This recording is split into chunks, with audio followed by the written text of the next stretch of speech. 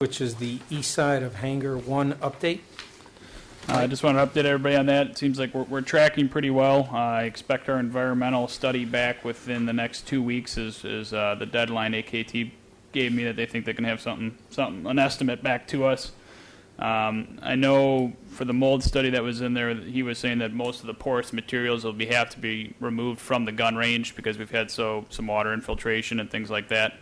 The good news is a lot of that will be covered by our brownfield funds if we wish to clean up the environmental hazards there. We have, I believe the number was over $200,000 left in the brownfield fund we can tap into. I want to say the number was 226 if I remember right. And I'm currently working with JS Vig, Dennis Levko, their vice president, on getting an updated number on starting to get the building ready, or what it'll take to get the building ready for a gun range on the first floor, and upgrading the exterior of the building, the windows, and the roof. And that's for the November 25th Township Board meeting. Repeat what you said about the gun range on the first floor. Getting it ready for a gun range or building the gun range? Preparing the building for the gun range. Okay. Yep, and then Joe will have a separate quote, was my understanding, for putting a gun range inside the building. Joe will? Yes. I think he already has that. Yep. Any questions for Mike on the Hangar 1 update? Hearing none, we'll move on to item number 6D, which is the potential for building 6162 tenant update. Just touch base on that again. If everybody got my email, we've signed a 60-day memorandum of understanding with Vehicle Development Corporation across the street for building 6162. The agreement was just for a couple of offices in the front of the building and a couple thousand square feet of warehouse space just to get some materials in the building, get them a physical address to show Ford and Chrysler their building where they'd like to do their project. And we've kind of worked out some lease negotiations right now. They're really waiting to get some inventory and tooling from a company that's filed bankruptcy, and it's kind of getting held up right now. So that's why we did the 60-day agreement, was to get them in the building, get them the address, and allow them to work out the legal stuff with the other company that they're taking the project over from. Well, personally, I think that's great news that this is happening. It's been a while that we've had that building vacant, and to find a tenant like this, I think, is great news for us, and our budget certainly can use the help. And obviously, when our buildings are full, it helps create more activity. So the more activity we have in the Commerce Park, the better. So good job, and let's make sure we sign them to a long-term lease. Mr. Chair, I've got her. Mr. Van Oz. The facility upgrades, have you discussed how they're going to work those? Are we going to do that and just keep the lease rate what it is? Are they going to do it and get some money back from us on the lease rate? Right now, I think where we've left it is we'll handle one or two upgrades that I think the airport should handle, cleaning some things that were left over by Everson's in the building. Putting up a fence seems to be a sticking point. I want to touch base on that quickly. One of the requirements they do have if we get the lease signed is to keep vehicles in the lots around the building. I think it's a Ford and a Chrysler requirement that we put up a fence. So that's probably a future discussion we will have to have on what kind of fence we want. And I've started getting cost estimates back on that, and I can send that out to you guys. But if the deal does go through, that's something we'll have to look at. But other than that, most of the interior upgrades to the building, we're looking at having them handle on their end. That includes the locker room rehab? Yep, the locker room right now, where we're at in the negotiations, will be handled by them. I mean, that could change, I don't know. But as of now, that's kind of where we've left that one.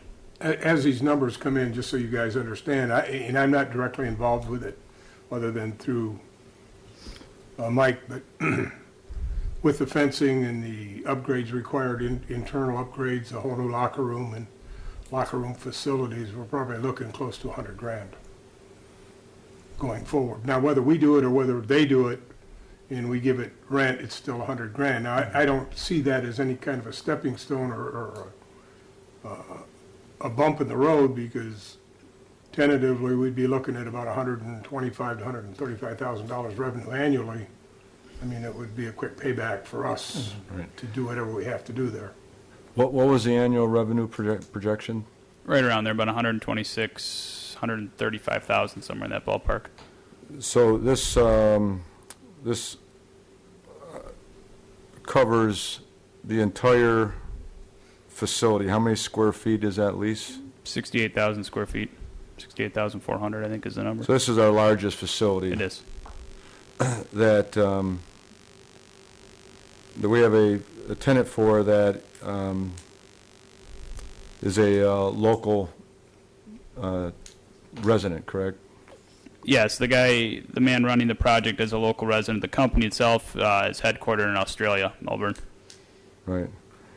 I have also heard that the infrastructure around the airport facility,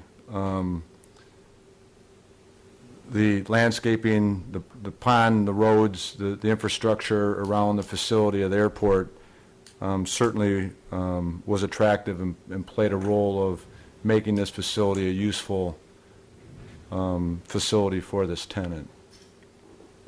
Yep, they like the area and the building. The building does need some weed cleanup and things like that. That's just stuff I promised we'd take care of during the memorandum, the 60-day window there, cleaning up the parking lot and some of the landscaping around there. But Right. yes, being a local resident and the local community did attract it. And the infrastructure that was put in, I heard too. Did you hear that as well? More specifically, like the roads and the ingress and egress to the facility of the Commerce Park? Yes, So the road to nowhere actually is going somewhere now? that's correct. It's going to, what, 68,000 square foot facility being rented for $135,000 a year? Thank you, Mike. Just one more comment. But we probably have to consider the fencing, and it'll be a board and commission decision as to whether we think we need to protect the view from Meridian coming over. You know, it's so far south of the housing, I'm not sure it's going to be a big issue, but everything that's visible that we'll fence in along Grow Road will be visible to the road. And my initial thought is probably something other than a chain link fence, even though chain link fence would be much cheaper. But some kind of a stockade or blockade fence, something that looks good to the outside along there might be something we'd want to consider before we started getting 3,000 or 4,000 people bitching about all them cars parked over there. I don't know that that's going to be an issue, but it might be. Mike, are you looking into different styles and types of fence? Right now, I've got quotes from two different companies for a vinyl fence, like a cedar wood privacy fence, and a commercial chain link fence. I'll have that for any discussions we have on the fencing. You know, it would be just that area to block it off. The rest of the fence could be regular chain link, but that area had to be, that we need to block off the visual from Grow Road. I mean, it's something we need to consider before we put it up and then have to hide it. Or a brick fence. Yeah. Anything else on building 6162? One quick question. Yes, Mr. The Fall. fencing is all the way around, or it's just the parking lot? How big of an area are we talking about? The way I have it right now is, let me see if I can get an aerial shot. I don't think I have one. Putting one fence between the two commercial buildings there, 61, 62, and building 63, and then it would basically follow the grass line around the parking lot down Meridian, and then onto Grow Road with a gate going from where the entrance is off of Grow Road, just a gate there. Not around the whole property, just really around the parking lot and the area in between the two buildings, because that's where the vehicles that they'd be working on would be parked. The need of the fence is just for security, not for, I mean, they're not working on concept vehicles that have to be hidden from the public. No, it's really just, I think it's a security requirement for Ford and Chrysler. Anything else on 6162? Hearing none, we'll move on to item number 7, which is our action items. 7A is the Foliage Concepts lease renewal. And we have a resolution in front of us that reads, based upon a recommendation by the Groseal Airfield Commerce Park Manager, the Groseal Airport Commerce Park Commission hereby approves a lease between Groseal Airport and Foliage Concept, Inc. for approximately 59,625 square feet of outside storage space at the rate of .1277 per square foot per year. I'll entertain a motion, and then we can have some discussion. Motion by Mr. Mans, support by Mr. Fulton. Under discussion, Mike, reading under your history and explanation, this tenant's obviously been a long-term tenant since 1987. That's correct. I assume they've got to be one of our longest-term tenants. I think it's, we- yep, we top have. 3. And Maybe one. good standing financially as it relates to regular payments, and Yep. no problems with paying rent Nope, over I the don't, years. from what I can remember, we've never had a problem. Mr. Chairman? Mr. Rather. Mike, they're downsizing, correct? No, the yard, they downsized several years ago. They once had used the whole yard there, and I think I want to say about 5 years ago, they cut the yard in half. But he's maintaining the same yard now where he's at. Okay, so if we look at this overhead in the area that this lease is going to cover, to the east, their old section of the lot, what's going on with that? That's currently leased to Joe Vasquez's boat yard. I think we signed that one about a year ago. And is there another entranceway into that yard? Yes, I think this is an outdated aerial photo. We cut an entranceway. Campo originally had that yard, if you recall. When Okay. Campo was there, he cut the entranceway Okay, into that all right, yard. Okay, Yep. I got it, yep, I remember now.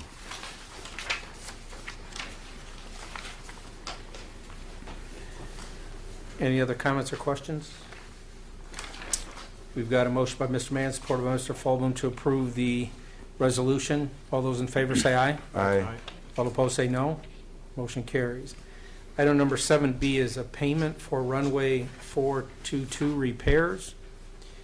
And we have a resolution in front of us that reads, the Groseal Airport Commerce Park Commission hereby authorizes the Groseal Airport Commerce Park Manager to disperse payment for the invoice dated August 16, 2013 between the Jeffrey Company and the Groseal Airport for the asphalt repairs of runway 0422.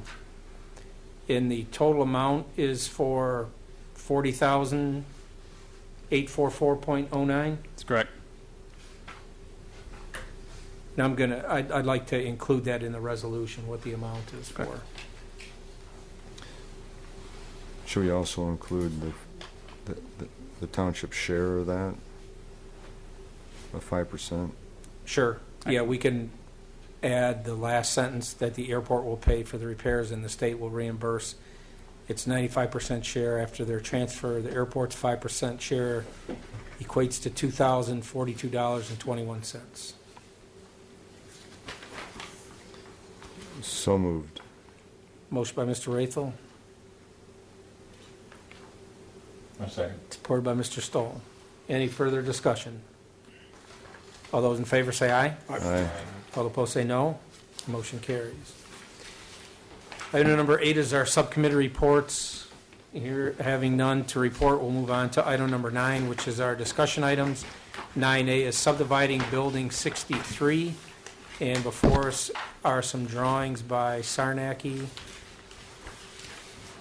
that the architectural firm that we've hired to look into this, and it looks like we have two different concepts in front of us. One drawing shows a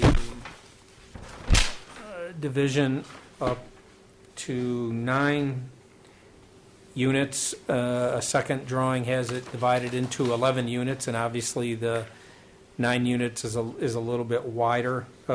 Mike, do you have the dimensions of these by any chance? I do not in front of me. Okay. I'd like to get those at some point, Okay. what the difference in the width is.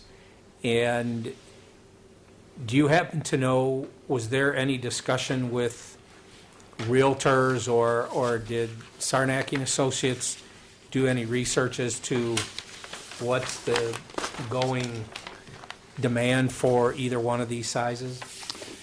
And this was kind of just our pre-meeting on the direction we wanted to go, but no, we didn't discuss any of that. I don't think he has had that interaction yet. Okay. Because I know especially for retail spaces and commercial spaces, there's, a sort of a normal width that people typically rent. And Mr. Mans, I don't know if you're familiar with either one of those. And obviously this isn't it's not commercial or retail, but I'm trying to find a standard size that people typically rent. I would think, because it's not retail per se, so I would want to guess around like 2,500 square feet. Roughly is like retail-ish. But, it's a whole different animal, what we're dealing with here, as opposed to your traditional retail.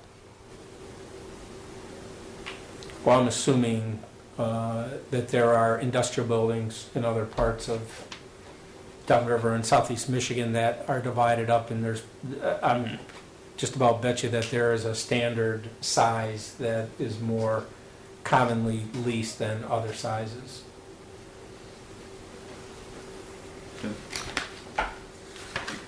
The couple of questions he had were, what unit size do we think is, would we rather go with in the drawings, and he'll focus on one or the other. The question that we kind of both brought up is how far, if we do a project like this, how far into the exterior do we want to get? Because right now this is, there's kind of a asphalt road in front of this building on what would be the north end here. That's in probably fair to poor condition, and then it's kind of like a painted sheet metal. So do we want to do a brick face to it, or how far into the upgrades exterior do we want to get? I guess was one of the questions that came up. That will affect the price a lot. Question. Mr. Stoll? All of the entrances to the building are on the south side of the building? Right. Currently, there's entrances on both sides. You have the loading dock there on the northwest, and then there's two overhead doors from the south side, one at the west end and one at the east end currently. And then there's another overhead door kind of in the center of the northern part of the building there. If someone wanted to go into this building from a customer came in, which way would they enter? Sorry, say that again. From the south or the north? Which way are you getting in? If you're coming down Meridian to go to the building, you'd be seeing the north end of the building. That's the south end of the building faces building 61, 62. There's kind of a small paved area in between the buildings. So the natural front of the building is the north end here. That when you'll see it when you're coming down Meridian. So why is there a corridor in front then? I think the way he had viewed it was you could just have a common corridor and then the entrances into the units inside that corridor. Kind of have like a general use corridor so everybody, can move freely in between there. The only other idea that he proposed was the loading dock there. You could have it as a common loading dock and then, widen the corridor and people can bring stuff into the loading dock and into their units. Is there going to be an overhead door on the south side for all of these units? That was one of my questions is, do we want to have these were all questions that were proposed. Do we want to have an overhead door for every single unit? Or do we want to just have a common corridor with a couple of overhead doors in it? Those were all questions brought up by him. I guess he's kind of just looking for a little more direction on what we want to see. The two units that we have that we were using as an example in previous discussions all had a front to them with an access door, and the business end was in the back, the loading dock. Right. And this has a common front. I guess I'm a little bit confused by the approach. Well, let me just add a couple of things to it.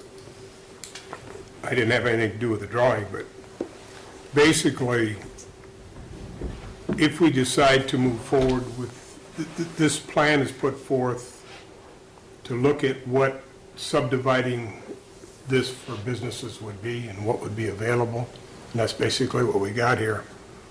The cost of this project really starts to climb when you make the decision as to what you're going to do on the exterior. I mean, because obviously now, because we tentatively have a building in the back that's going to consume that parking lot, right? You're going to fence that whole parking lot in, so you're not going to be able to come in from the east side of that building, or the south side, only the north side. So anything we do will be along, what is that, Midway? What is that road? Intrepid? Midway. Intrepid. Or, I believe, yeah, Intrepid, I'm sorry, you're right. So if we're going to start developing these, I would think the final development wouldn't take place until we had someone to lease it. I mean, we're not going to sink, or maybe we are, I don't know. Yeah. But I wouldn't think we'd want to sink $25,000 in the rehab in the front of the building unless we've got a tenant that's prepared to go in there and tells us what he wants out in the front. Hey, the roads worked. Mr. Ray. So, I think this is what we asked for, right?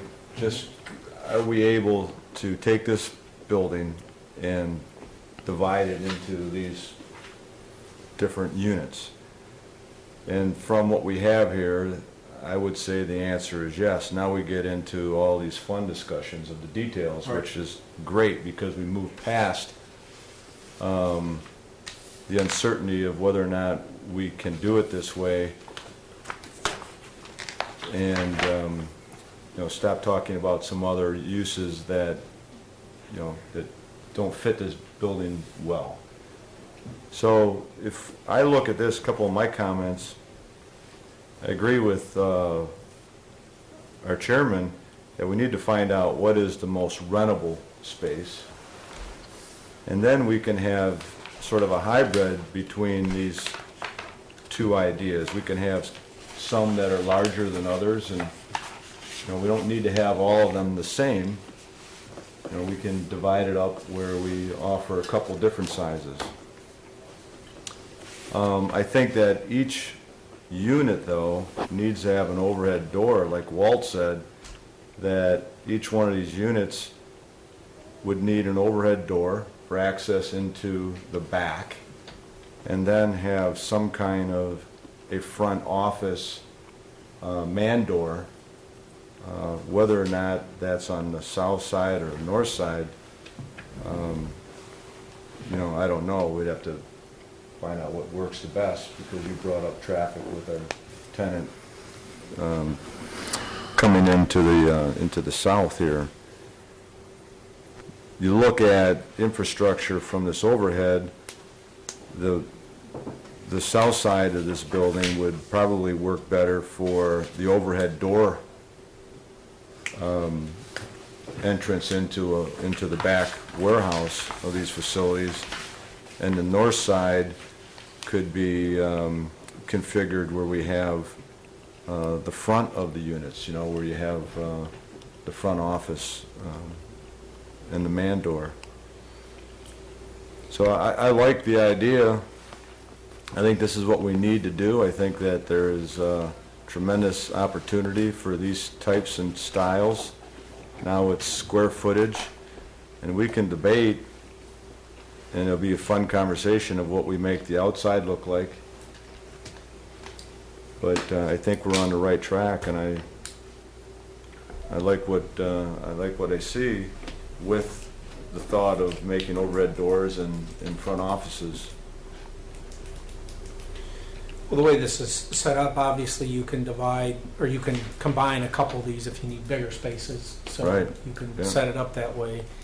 And I don't think we need to build any of these out until we get someone that's ready to sign a lease. And I think you would almost take these one at a time, and if somebody needs an overhead door, you punch in an overhead door for them. If you don't, you just move on to the next one, and as you lease them up, depending on what each of the tenant requirements are, that could determine how you set each one of them up.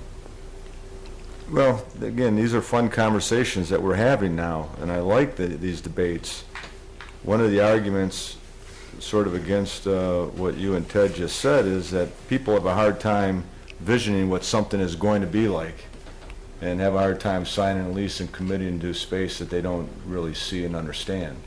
So my way of thinking is that you're going to have to do some build-out. You're going to have something here, whether or not it's fully developed or you have the infrastructure put into place with maybe, the steel dividing walls. We have to find out, too, what kind of walls we need. Do they have to be fire suppressant from one unit to the next, and so on.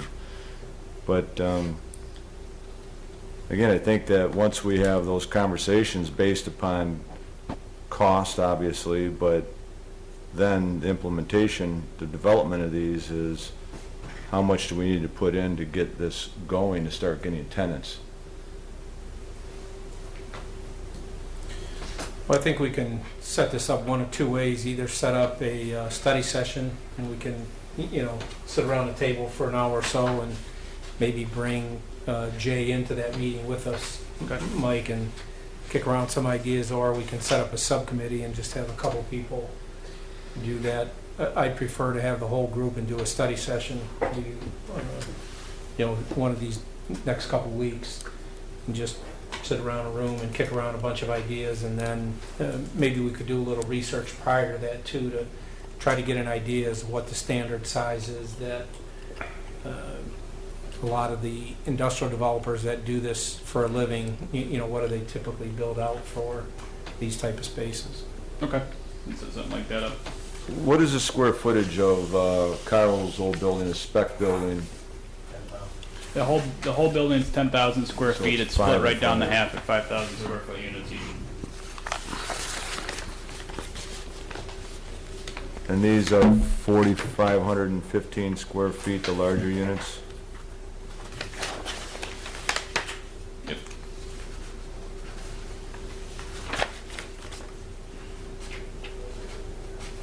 If you were to combine 3 of the smaller units, that'd get you just over 10,000.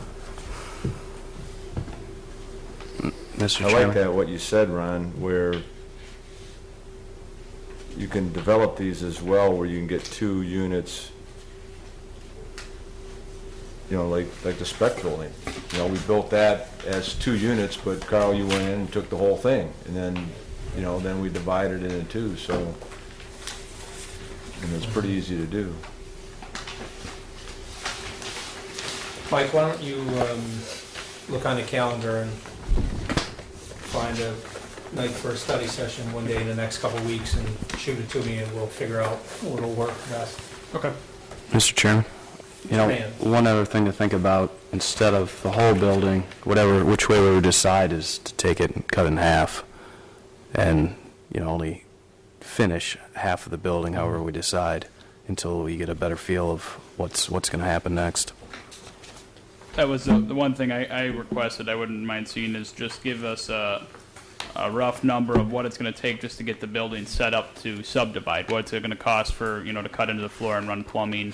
Your fixed costs that you're going to have up front was something that I requested to see out of Sarnacki. So you may be able to come to the study session with something like that for all these units. I'll see if he can do that. Okay. Next item on the agenda is the chairman's report. I have nothing to report tonight. Mr. Chair, before we, Mr. Rathman. Mike, you had mentioned that we have a number of T-hangars that are vacant. Do you know what that number is? Right now, the number's about 8. It was a little higher than previous months. Like I said, we've had a couple of tenants that have either passed away or, are getting into an older age group where they're not able to maintain their medical or just don't want to deal with the airplane anymore. So we had a couple of month period there where we were probably, I want to say, down between like 8 and 10 vacancies in the T hangars, and we lost 1 or 2 in hangar 1 and hangar 2 as well. I've signed probably about 3 or 4 new leases in the last month and a half, I would say. So we're gaining some back. It's good to see some new blood coming into the airport. We're still down a couple though, but I'm hoping we can gain some of that back maybe in the spring. Normally gets quiet around the wintertime with leases. Is it just word of mouth of finding tenants, or are you doing any kind of advertising? And Right now, it's word of mouth, but I would say in our upcoming advisory committee meeting, we'll discuss that if we want to go out and start trying to advertise it better and what we can do. Well, Mr. Mans? why wouldn't we start advertising now? We can. I'm just, the best way we want to go about it. Yeah, I would think the sooner you can advertise, Yep. quicker you're gonna fill those hangars. I wouldn't wait, but talk to the advisory committee. At one time, we had a wait list. Did you contact everyone that was on that list? Yes, one right. time? Well, since I've been here, we have never had the hangars full to where we've had a wait list. What we do have is and it needs to be updated, and that's something we've started to cover too in the advisory committee. We have like a wait list to get on a better hangar, something that's in better shape, or south facing C row, Charlie row, the south row here seems to be the most ideal hangar. So last time one did come up, I will make a phone call down all that list and see if anybody else is interested before I hand it off and leave it open ended. I think that this is a good project for the advisory group to put together a plan and let us know what the best way to get these T-hangars rented is. We're not advertising, it's word of mouth.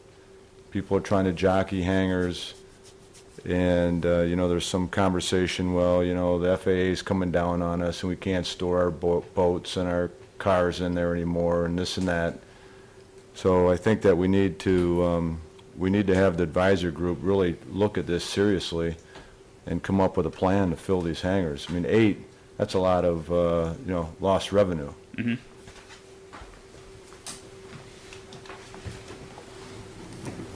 Next item on the agenda, item 11, is public comment. Carl? I've gotten a lot of information tonight, and comments, and to the advisory board, and we'll be back with you. So we'll have some stuff for you. Okay, thank you. Any other public comment? Mr. Chair, if I may, I forgot one thing I wanted to add there at the end of my manager's report. Midday today, I booked another photo shoot. I just wanted to add in there. It's probably our biggest one we'll have so far. It's with Ford again for the new Edge. Thing that's a little different about this photo shoot is they requested the whole hangar, and it's for a 4-day time period, so it kind of takes a little more legwork. We got to find, and it's going to be November 8th through the 11th, so we got to find some places for the 10 or 11 planes in Hangar 1 to go, but luckily we have some T-hangars open, so I think we can put them in there and make it happen. That'll be for $14,000, so it'll be probably our biggest shoot so far. Good news. That's good, that's Good great job. news, yep. Takes care of the T-hanger revenue for the Yeah. See, I asked for a plan, Mike, and all of a sudden, you have a plan, so that's why you're an excellent airport manager. Anything else? Hearing none, I'll entertain a motion to adjourn. So moved. Motion by Mr. Rayfel, support. support by Mr. Mans to adjourn at 8:03. All those in favor say aye. Aye. All opposed say no. Motion carries.